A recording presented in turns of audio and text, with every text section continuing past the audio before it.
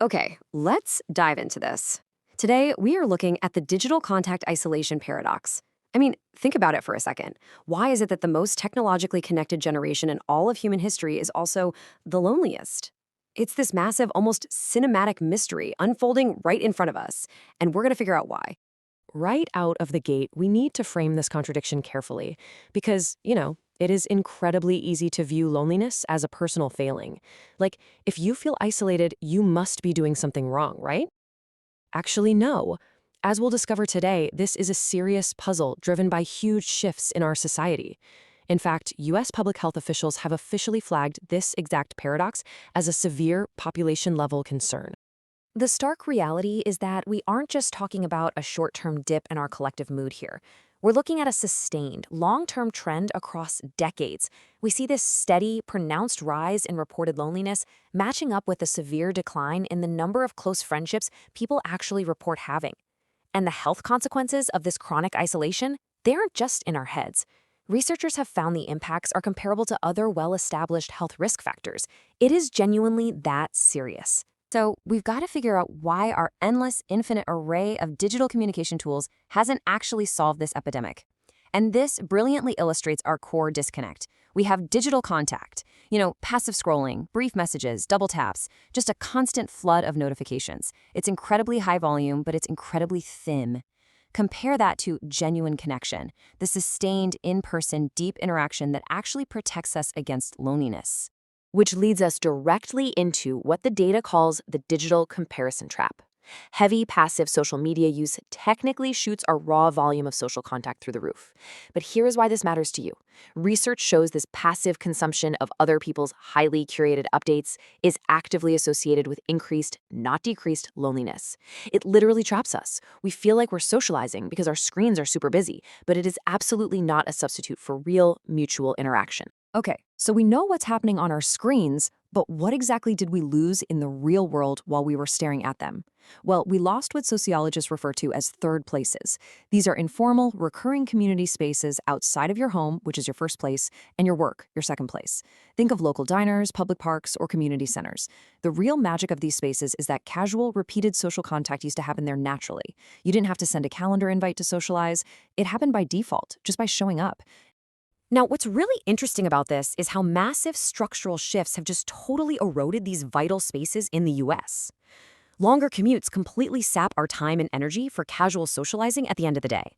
Remote and hybrid work, while incredibly convenient for sure, strips away that incidental default workplace contact for so many of us. Add to that a massive decline in community and civic group membership over recent decades.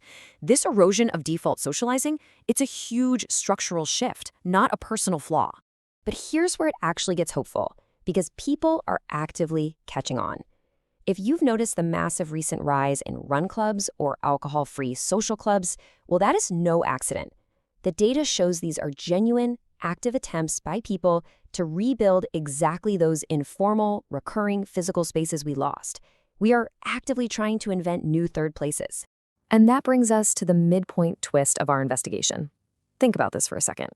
Is solving loneliness really just about being around more people? Like, if you feel isolated, is the cure just to throw yourself into a massive, packed room? The research says absolutely not. Simply surrounding yourself with a crowd doesn't actually solve the problem. In fact, you can feel profoundly, deeply isolated while standing right in the middle of a packed city street or a crowded party. So the crucial point is captured beautifully right here.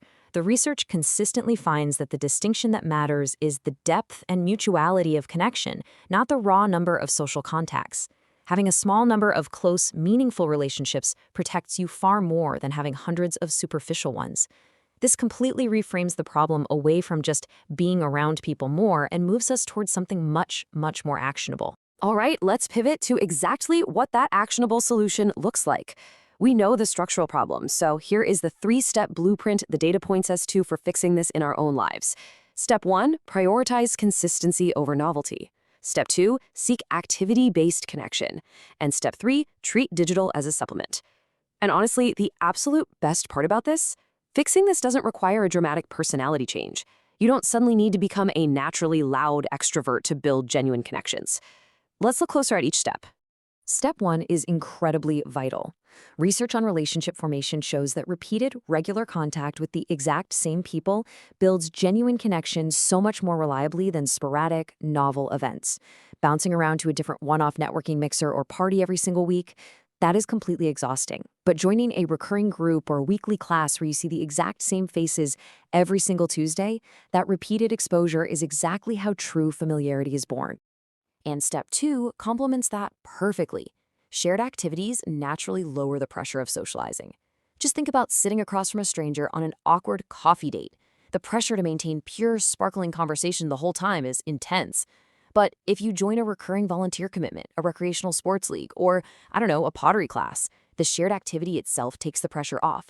You get that necessary repeated contact without having to force a conversation every single second. And finally, step 3. Look, we absolutely do not need to abandon our phones or swear off the internet entirely. Instead, we just have to be deliberate. We have to ensure our digital communication supports real-world meetups rather than acting as a substitute for them. Use the group chat to coordinate the time you're all getting together in person.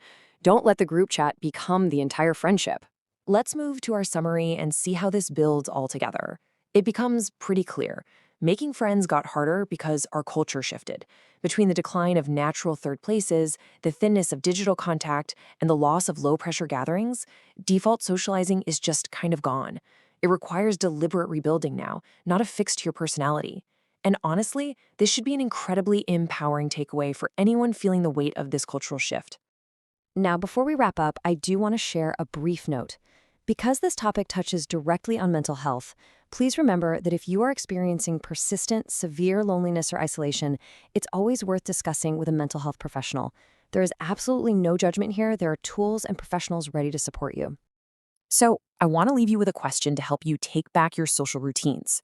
Based on everything we've unpacked today from the research, what is one recurring in-person activity you can commit to joining this month? It doesn't have to be a massive commitment. It just has to be consistent. Think about it. Thanks for joining me, and I'll catch you next time.